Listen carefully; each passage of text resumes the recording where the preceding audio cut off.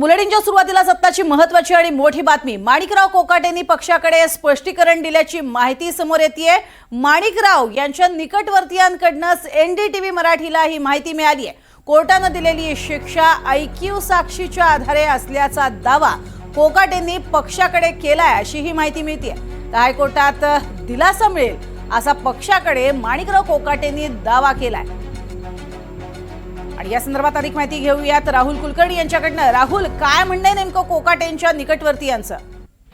बघा, कायदेशीर भाषेमध्ये त्याला हेरसे असं आपण म्हणतो की कुणीतरी ऐकलं आणि त्याप्रमाणे झालं। त्यांचं असं म्हणणं आहे की त्यांच्या कुटुंबातले जे मूळचे 4 पुरुष म्हणजे त्यांचे वडील आणि त्यांचे चुलते त्यांचं एकत्रित उत्पन्न गृहीत धरून त्याची मांडणी कोर्टासमोर केली। तिथे 32 वर्ष तो चालला प्रकरण सगळं, आणि त्यानंतर तो खटला त्यांच्या विरोधात गेला। सत्र न्यायालयामध्ये पण अवघ्या 3 महिन्यामध्ये ह्या संदर्भामध्ये 3च सुनावण्याच्या दरम्यान याचा लगेचच सत्र न्यायालयाने खालच्या न्यायालयाचा निकाल कायम ठेवला। म्हणजेच त्यांना असं वाटतं की हायकोर्टामध्ये आपल्याला दिलासा मिळेल आणि तो दिलासा मिळेपर्यंत आपल्या निर्णयासंदर्भामध्ये वाट पाहावी अशी त्यांनी विनंती अजित पवार यांना केली।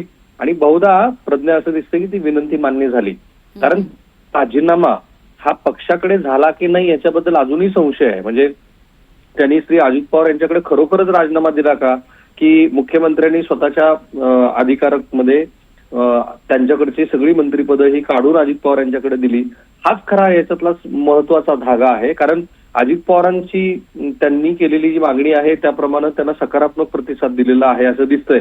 अजूनही ते बिनखात्याचे मंत्री आहेत आणि हायकोर्टातनं त्यांना दिलासा मिळाला तर कदाचित आहे ते खातं त्यांच्याकडे पुन्हा परत दिलं जाऊ शकतं। म्हणजे काय तर कायदेशीर दृष्ट्या आपल्यासाठी असलेली बचावाची सगळी गोष्ट त्यांनी सांगितली, ते पक्षप्रमुखांना पटली आणि त्यामुळे त्यांचं मंत्रिपद काढलं गेलं नव्हतं। पण बहुधा मुख्यमंत्र्यांनी स्वतःच्या अधिकारात ते काढलंय।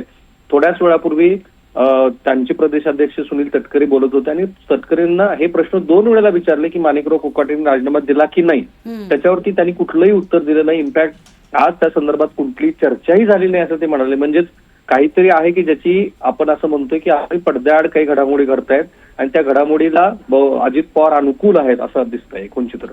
नक्कीच, आणि त्यामुळे काही गोष्टींची वाच्यताच केली जात नाहीये। तुर्तास धन्यवाद या संपूर्ण माहितीसाठी राहुल।